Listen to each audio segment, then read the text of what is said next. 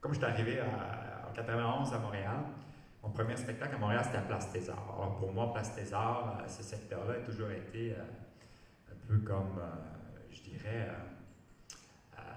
l'âme artistique pour moi dans le spectacle à Montréal. Donc, quand j'ai entendu du projet, j'ai sauté dessus, j'ai fait partie du concours d'idéation pour l'identité.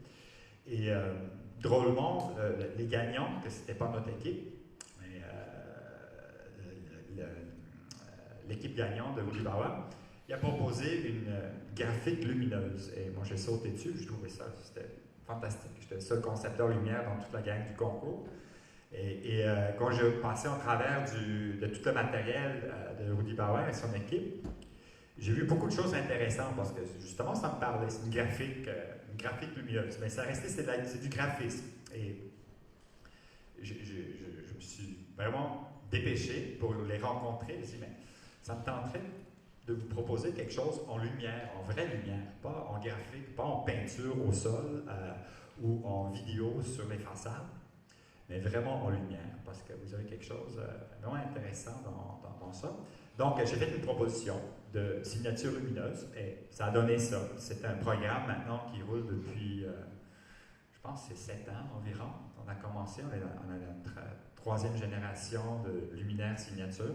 Vous allez aujourd'hui le présenter.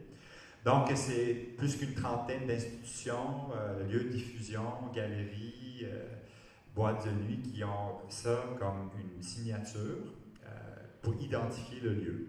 Et ce que j'ai choisi comme canevas, ce qui était très important, en fait, en ville, les façades sont occupées, sont éclairées, il y a beaucoup d'enseignes.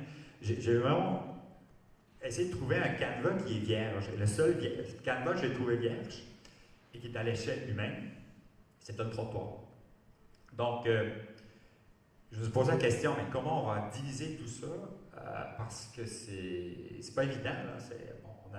On a toutes sortes de bâtiments historiques, modernes, des hauteurs différentes d'accrochage. Donc, je suis arrivé à un système de diviser cette signature-là, qu'on peut faire aussi long ou aussi court qu'on veut, avec un luminaire à 4 têtes qui a été développé en temps record par une compagnie locale. Suite aux spécifications, au LED, consommation 12 watts par luminaire, pour 4 watts par point rouge.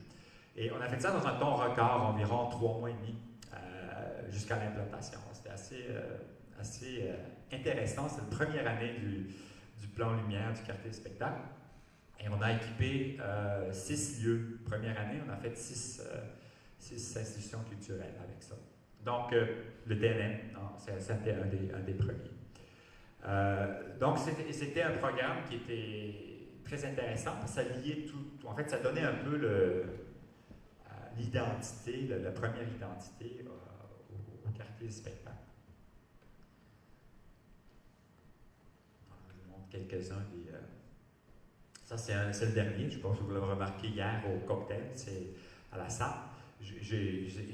Comme la SAT, c'est un lieu de diffusion numérique, c'est la première fois que j'ai proposé, on peut-tu le rentrer un peu aussi? Parce que c'est toujours été à l'extérieur, mais je me suis dit, ça a été intéressant de faire pas juste une double ligne, mais une matrice.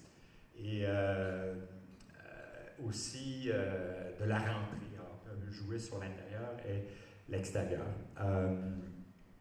Et aussi, ce qu'on a fait au début, c'était un programme pour les points rouges étaient statiques. Deuxième génération, on a dynamisé, on a rentré le DMX et des programmes dynamiques.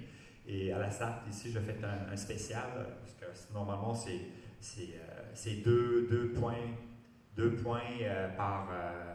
ça fait deux canaux, mais là, on a fait vraiment une matrice, donc chaque point est contrôlé individuellement.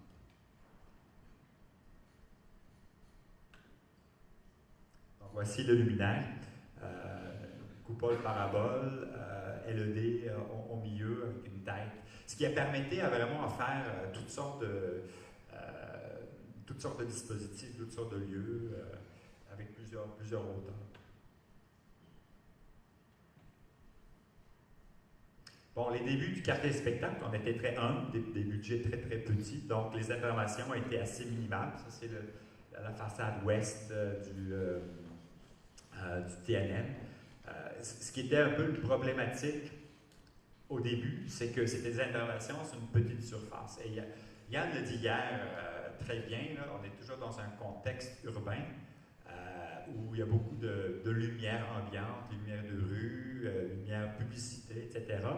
Donc, c'est un peu encore la problématique, je trouve, au quartier des spectacles. On a énormément de bâtiments commerciaux et toutes les interventions, ça reste de l'ordre assez minimal vu de loin.